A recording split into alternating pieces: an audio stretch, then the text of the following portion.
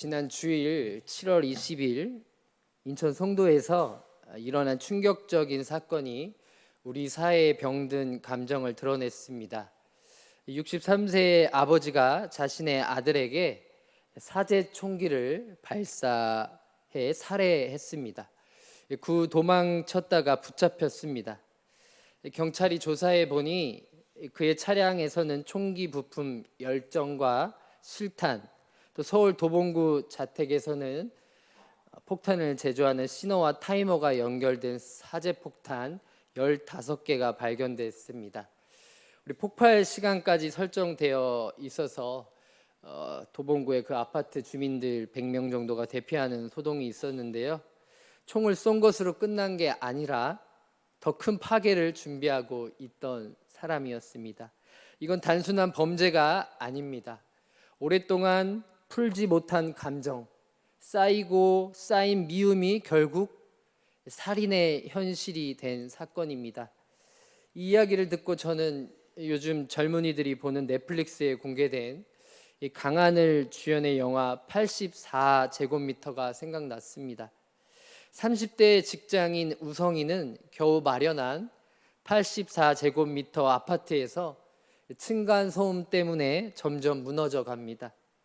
처음엔 참아보려 했습니다. 하지만 이 갈등이 반복되고 끝내 마음은 폭발 직전까지 갑니다. 관객들은 말합니다. 너무 현실 같아서 보기가 불편했다고요. 왜일까요? 우리는 참고 사는 데는 익숙하지만 푸는 법은 잘 모르기 때문입니다. 그렇게 쌓이고 쌓이면 마음속에 총이 조립되고 사제 폭탄이 세팅되는 순간이 옵니다. 우리는 갈등의 시대에 살고 있습니다. 가정에서는 대화 대신 침묵이 늘어가고, 이 직장에서는 경쟁 속에서 서로를 견제합니다. 교회에서조차 의견 차이로 인한 분열이 일어납니다. 사람들은 관계의 어려움을 해결하려 하기보단 피하려 합니다. 시간이 지나면 괜찮아질 거야. 굳이 건드릴 필요 없어. 말하며 갈등을 회피합니다. 하지만 시간이 해결해 주는 것은 아무것도 없습니다.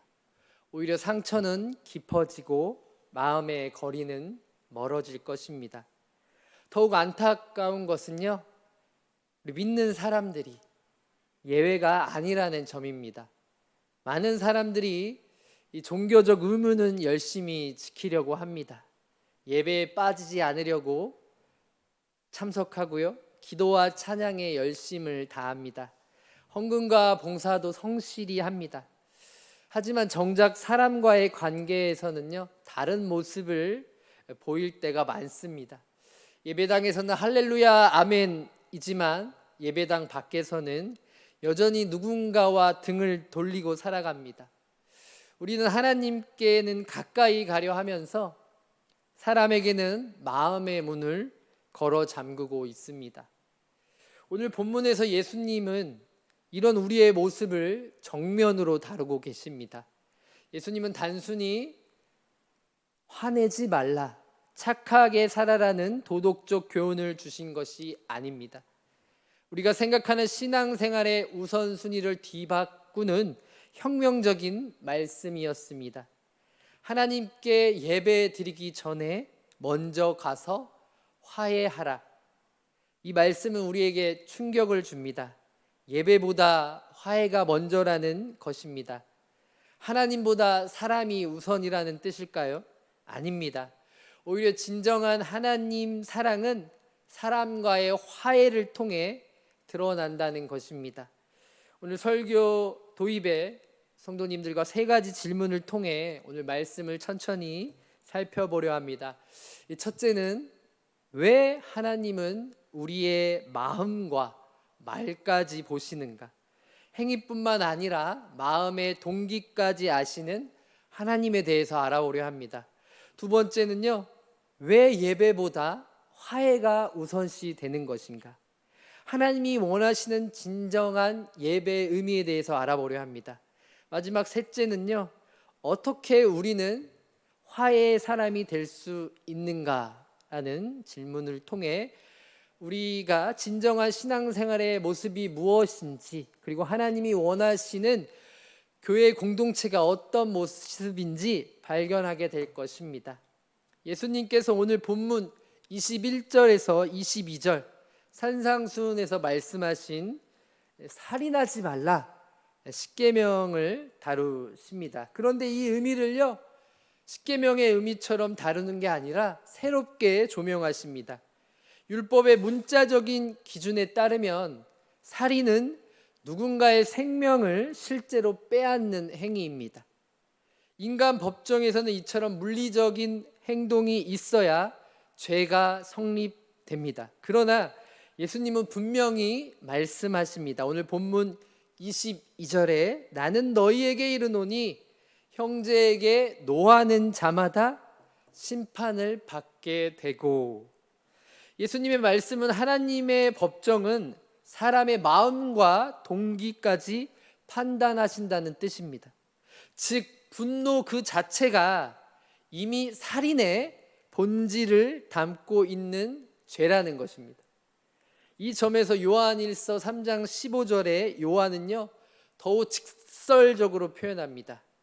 그 형제를 미워하는 자는 다 살인하는 자니. 여기서 미워하다는 단어는요 단순한 감정이 아닙니다. 상대의 존재 자체를 부정하거나 제거하고 싶은 내면의 상태를 말합니다. 하나님은 이 깊은 내면을 보시는 분이십니다. 구약성경 잘 아는 사무엘상 16장 7절에서요 하나님께서 다윗을 선택할 때 이 말씀이 뒷받침합니다. 나는 외모를 보지 아니하고 중심을 보느니라. 하나님께서 보시는 기준은요 겉모습이 아니라 행위가 아닌 중심과 동기라는 것입니다. 이것은 종교적 외식이나 위선에 대한 강한 경고이기도 합니다. 우리는 아무리 겉으로 거룩하게 보여도 마음속에 증오와 분노가 있다면 하나님 앞에 의롭다고 할 수 없는 존재입니다. 이러한 관점은요 현대 심리학에서도 확인할 수 있습니다. 만성적인 분노는요 스트레스 호르몬인 코르콜을 과다 분비시켜 신체를 망가뜨립니다. 심혈관 질환이나 면역 저하로 이어지게 합니다. 분노는 인간의 사고와 판단력을 흐리게 합니다. 그래서 아까 도입에도 아버지가 아들을 살해하지 않았습니까? 결국 말이나 행동으로 폭발하게 만들고 관계를 파괴하게 됩니다. 실제로 범죄 심리학에서도요 이 분노를 제대로 다스리지 못한 사람이 우발적 범죄를 저지르는 사례가 많다고 합니다. 마음속 분노는 결국 행동으로 나올 가능성이 높습니다. 중고등학교에서도요 한 친구를 너무 미워해서 이 아이가 갑자기 샤프를 들고 싫어하는 아이에게 달려가 샤프로 그 아이 팔을 찌른 사건도 있었습니다. 예수님의 말씀은 이처럼 단지 도덕적 권면이 아니라 인간 내면의 악과 싸우라는 영적 싸움의 초대입니다. 겉으로는 죄에 짓지 않았다고 안심할 것이 아니라는 것입니다.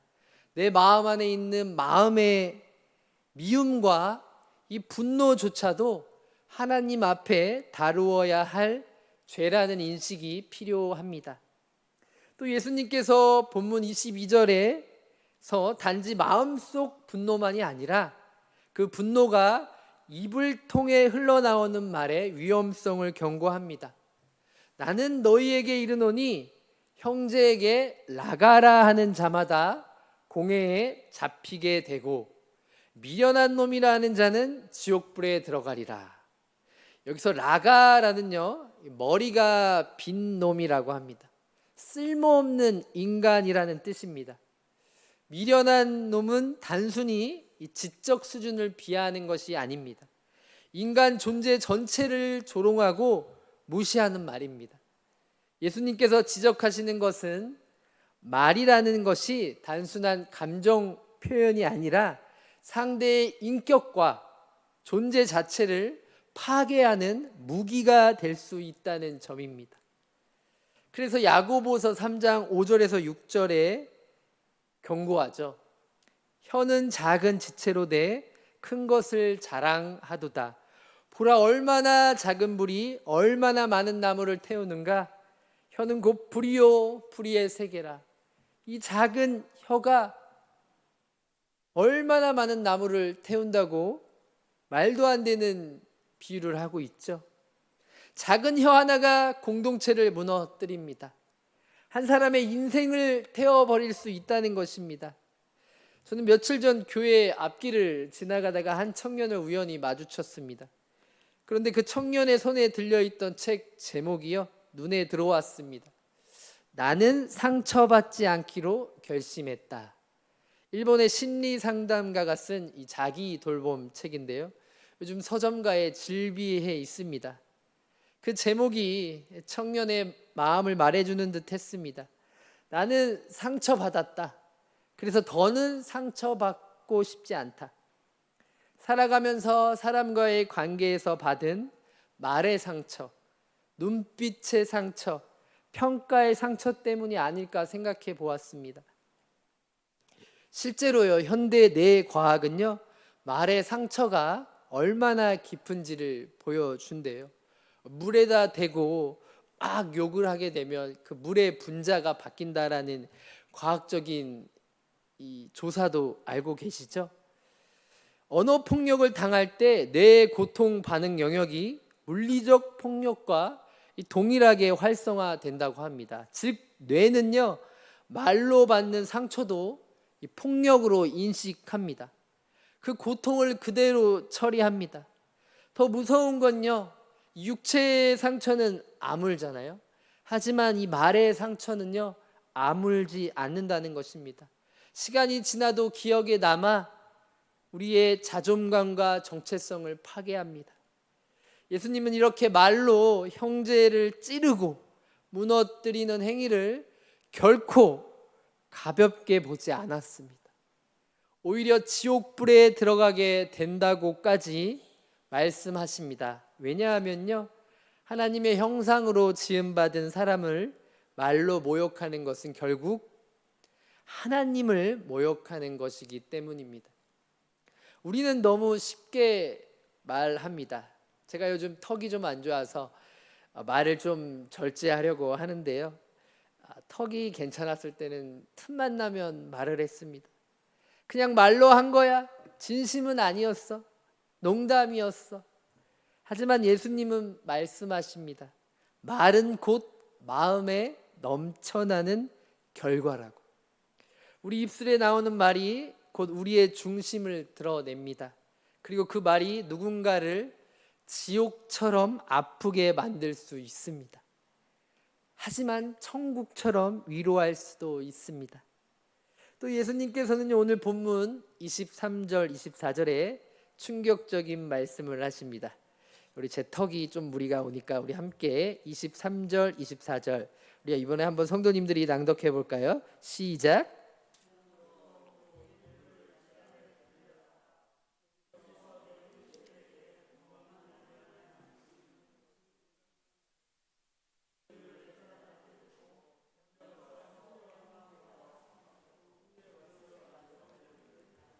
아멘. 감사합니다.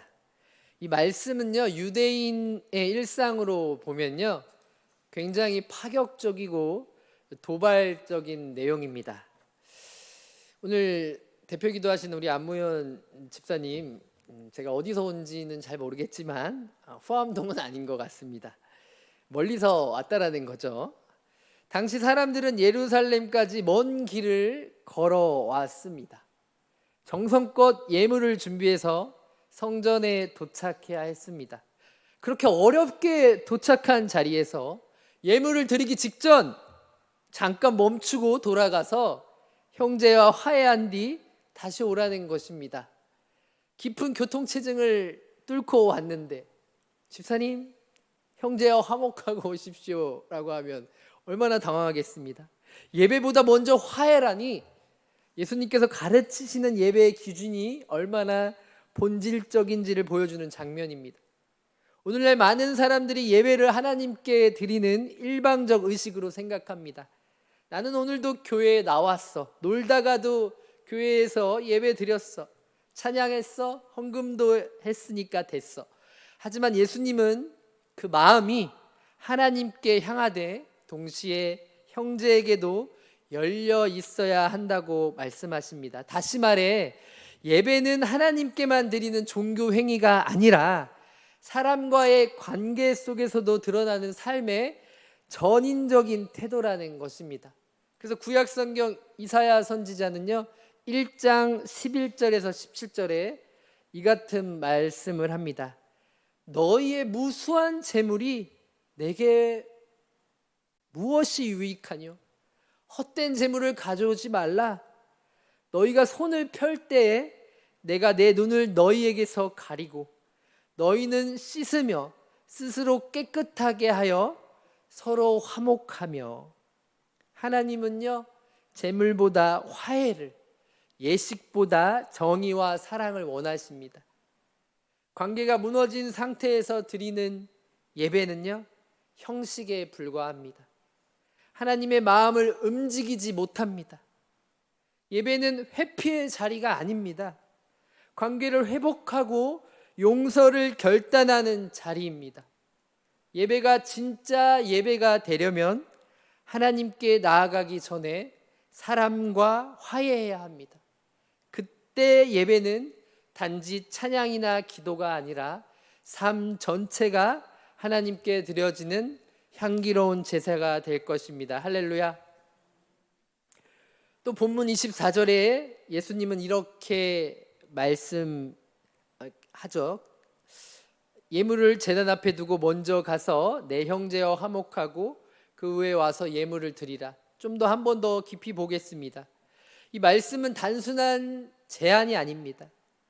예수님은 가능하면 사람과 화목하고 와라 라고 이렇게 부드럽게 말씀하신 것이 아니라는 것입니다. 반드시 그렇게 하라라는 강한 어조의 명령으로 말씀하셨습니다. 즉 화해는요 선택이 아니라 우리의 믿음의 순종으로 반드시 실천해야 하는 일이라는 것입니다. 특히 예수님은 먼저 가서라고 강조합니다. 이 표현은 시간적으로 먼저 하라는 뜻일 뿐만 아니라 무엇보다 중요하게 여기라는 의미를 담고 있습니다. 하나님께 수요 예배를 드리는 성도님들 귀하지만요 그 전에 풀어야 할 것이 있다면 먼저 그것부터 하라는 말씀입니다. 하나님은 관계가 회복된 상태에서 드리는 예배를 기뻐하십니다. 또한 예수님이 말씀하신 화목하라는 것은요 단순히 인사만 건네는 게 아닙니다. 어색한 분위기만을 피하는 것이 아닙니다. 진심으로 용서하고 마음을 풀고 다시 관계를 회복하라는 뜻입니다. 겉으로만 조용한 척 하지 말고 마음 깊은 곳에서부터 용서하고 다시 연결되라는 것입니다. 요즘 사람들은요 화해를 마치 하면 좋고 안 해도 그만 일로 생각하는 분이 많습니다. 내가 왜 먼저 사과해야 되지? 시간이 지나면 괜찮아질 거야. 하지만 예수님은 그렇게 말씀하지 않았습니다. 화해는 감정의 문제가 아니라 믿음의 순종입니다. 하나님께 예배드리는 우리가 먼저 해야 할 일은 사람과의 관계를 회복하는 것입니다. 그것이 바로 하나님을 향한 참된 경애와 사랑의 표현입니다. 이어서 본문 25절에서 26절에서는요 예수님이 한 비유를 말씀하십니다. 너를 고소한 자와 함께 길에 있을 때 급히 사화하라. 그 고소하는 자가 너를 재판관에 내어주고 재판관이 옥졸에게 내어주고 옥에 갇히게 될까 염려하라. 빈 문제로 고소당한 사람이 재판장으로 가는 길에 고발한 사람과 화해할 마지막 기회를 갖는 장면입니다. 고발하는 자는 나와 갈등을 빚고 있는 사람입니다. 재판관은요, 최종 판단을 내리는 이입니다. 옥리는요, 감옥 담당자입니다. 한푼은 로마 시대의 가장 작은 돈으로요, 작은 잘못 하나까지도 책임지게 된다는 의미입니다. 길에 있다는 것은요, 아직 재판이 시작되지 않았다라는 것입니다. 급히 사화하라는 말은 기회가 있을 때 지금 당장 하라는 뜻입니다. 나중에 기회가 되면 상대가 먼저 사과하면이 아니라요, 오늘 지금 먼저 가서 화해하라는 강력한 메시지입니다. 왜일까요? 시간은 결코 우리 편이 아니기 때문입니다. 시간이 지나면 모든 것이 해결될 것처럼 보이지만요, 실제로는요, 그렇지 않습니다. 시간이 흐르면 감정은 더 악화됩니다. 시간이 지날수록 서운함은 쌓이고요, 분노는 굳어집니다. 오해는 더 깊어집니다. 상대의 진심을 들을 기회는 사라집니다. 우리는 자기 해석에 갇히게 됩니다. 화해의 기회는요, 점점 줄어들 거예요. 마음의 문이 닫히고 어느 순간에는 다시는 열리지 않기도 합니다. 그래서 잠언 말씀에 깨어진 관계를 회복하는 것이, 형제와 화목하는 것이 성을 함락하는 용사보다 더 낫다고 하지 않습니까? 문제가 더 복잡해집니다. 단순한 갈등이 주변 사람들의 오해와 소문으로 엉키게 됩니다. 25절 하반절에 재판관이 처음에는 개인 감정이었지만 결국은 판단을 받고 갇히는 결과를 가져올게 될 것이라고 합니다. 그리고 26절에 예수님이 이렇게 덧붙입니다. 진실로 내게 이르노니 한 푼이라도 남김없이 다 갚기 전에는 결단코 너는 거기서 나오지 못할 것이야. 이 말씀은요, 단순히 돈의 문제가 아닙니다. 관계의 파괴가 가져올 결과의 무게를 말합니다. 화해를 미루면요, 결국 더 큰 비용을 치러야 한다는 것입니다. 감정의 대가, 이 공동체의 상처, 회복의 어려움이 따라옵니다. 어떤 경우에는요, 그 관계가 다시는 돌아올 수 없을 만큼 멀어질 수도 있습니다. 사랑하는 수요 예배자 여러분, 우리는 시간이 해결해 주겠지라는 말을 자주 합니다. 하지만 예수님은 오히려 반대로 말씀하십니다. 시간이 문제를 더 키울 수 있다. 그러니 지금 당장 가서 화해하라. 그 사람과의 오해나 상처를 언젠가는 풀리겠지 하며 미루고 계신가요? 예수님은 지금 오늘이 바로 화해할 때라고 합니다. 또 오늘 본문에서 예수님께서 강조하신 첫 번째 메시지는요, 바로 마음의 문제입니다. 살인은요, 단지 칼을 들고 행해지는 것이 아닙니다.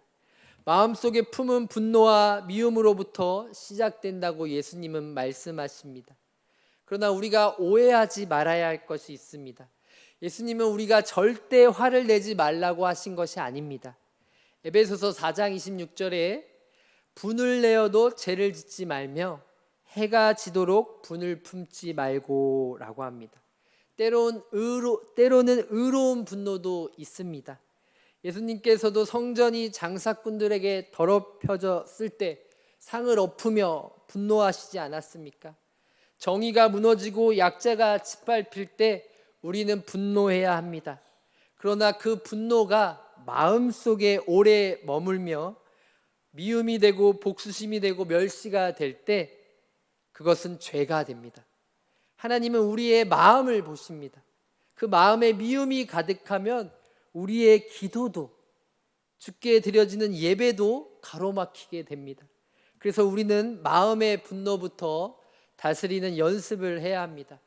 그러면 어떻게 오늘 말씀을 실천할 수 있을까요? 분노를 느낄 때, 화가 날 때 즉시 하나님께 기도해야 합니다. 하나님, 제 안에 지금 화가 납니다. 제 감정을 주님 앞에 드립니다. 주님, 이 마음을 다스려 주시옵소서. 말 한마디를 내뱉기 전에 먼저 기도로 반응하는 습관이 중요합니다. 또 상대방의 입장에서 생각해 봐야 합니다. 혹시 그 사람도 아픔이 있었던 건 아닐까?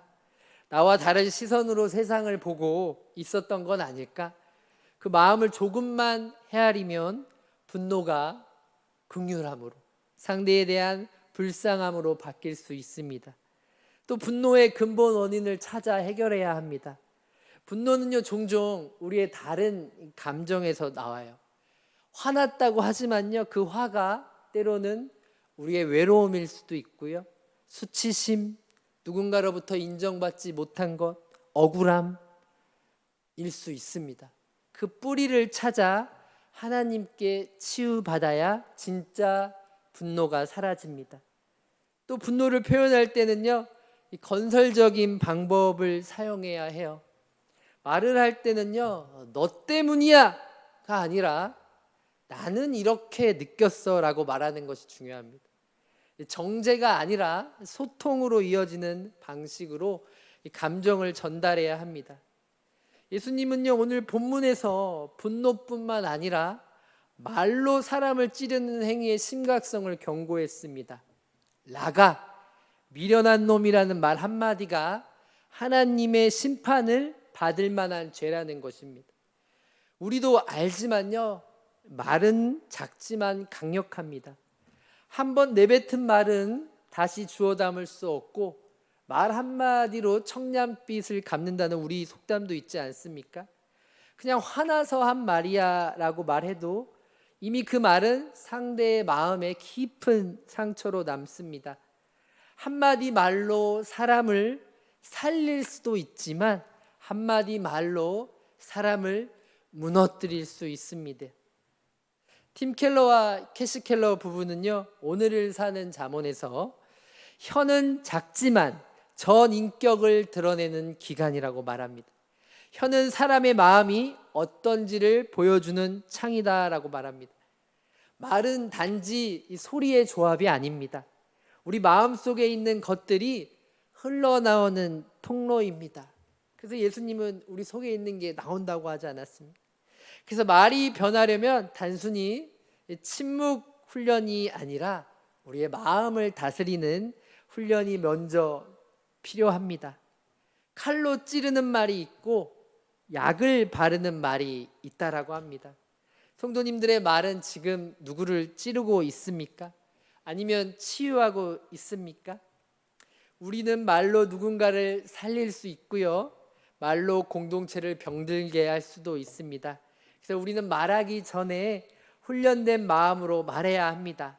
이를 위해 우리 한 4가지 원칙을 한번 보도록 하겠습니다. 첫째, 이 건설적인 대화를 할 때는요, 상대방의 인격을 공격하지 않아야 합니다.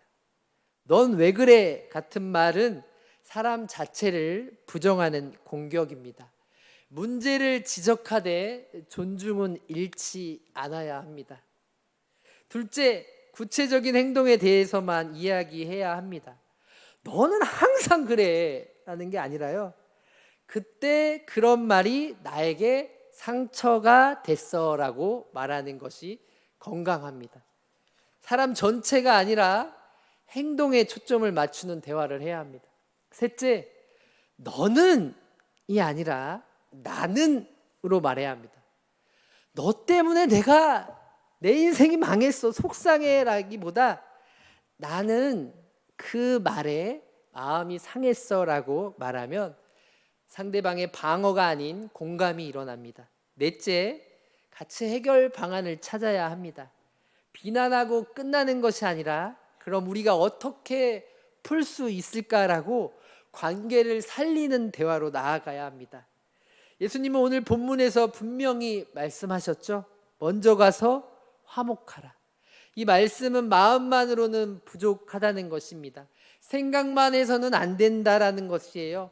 행동으로 옮겨야 한다는 뜻입니다. 화해는 결코 저절로 이루어지지 않습니다. 시간이 지나면 괜찮아지는 것이 아니라 시간이 지날수록 마음의 문의 빗장은 닫힌다는 것입니다. 상처는 더 깊어지고 그래서 누군가는 먼저 손을 내밀어야 합니다. 그리고 그 누군가는 나여야 합니다. 먼저 다가가는 것이 항상 좋은 반응을 이끌어내는 것은 아닙니다. 실제로 어떤 성도는요, 깊은 갈등 속에서 진심을 담아 몇 번이고 화해를 시도했지만 상대방은 끝내 마음을 열지 않았습니다. 이럴 땐 낙심하기 쉽습니다. 내가 이렇게까지 했는데 라는 마음이 들 수 있습니다. 하지만 성경은 말해요. 로마서 12장 18절, 할 수 있거든 너희로서는 모든 사람과 더불어 화목하라. 할렐루야. 하나님은 결과가 아닌 우리가 진심으로 순종했는지를 보십니다.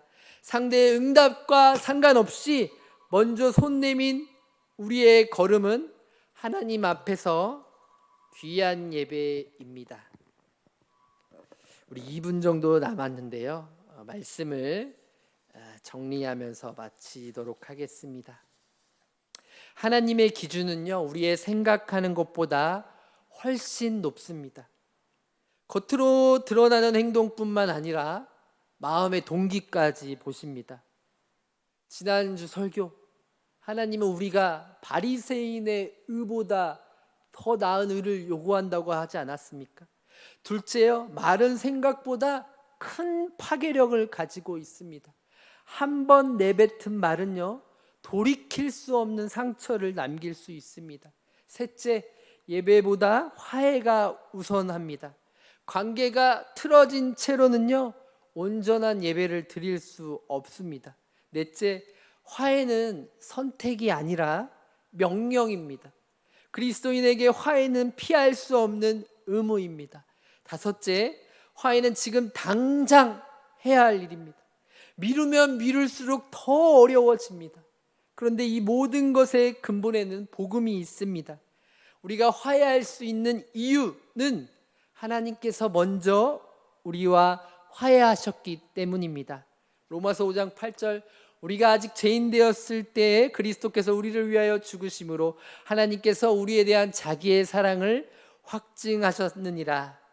하나님께서는 우리가 먼저 회개하기를 기다리지 않으시고 우리가 아직 죄인 되었을 때 먼저 화해의 손길을 내미셨습니다. 예수님의 십자가가 바로 하나님의 화해 제안이었습니다. 이제 우리도 그 은혜를 받은 자로서 다른 사람들과 화해해야 합니다. 마태복음 18장에 1만 달란트 탕감받은 종처럼 우리가 받은 용서를 기억하며 다른 사람을 용서해야 합니다. 하나님께서 우리에게 베푸신 화해의 은혜를 기억하며 우리도 화해의 사람들이 되어 이 땅 위에 하나님의 평화를 전하는 복된 성도들이 되시기를 주님의 이름으로 축복합니다. 기도하겠습니다. 하나님, 오늘 우리의 마음 깊은 곳까지 살피시는 말씀을 주셔서 감사합니다. 우리가 얼마나 부족한 존재인지, 마음에 품은 분노와 입술의 말로 얼마나 많은 상처를 주고받으며 살고 있는지 깨닫게 해주셔서 감사합니다. 무엇보다 아직 죄인 되었을 때에 먼저 화해의 손길을 내미신 하나님의 은혜에 감사드립니다. 예수님의 십자가를 통해 우리와 화목하게 하신 그 놀라운 사랑에 감사드립니다.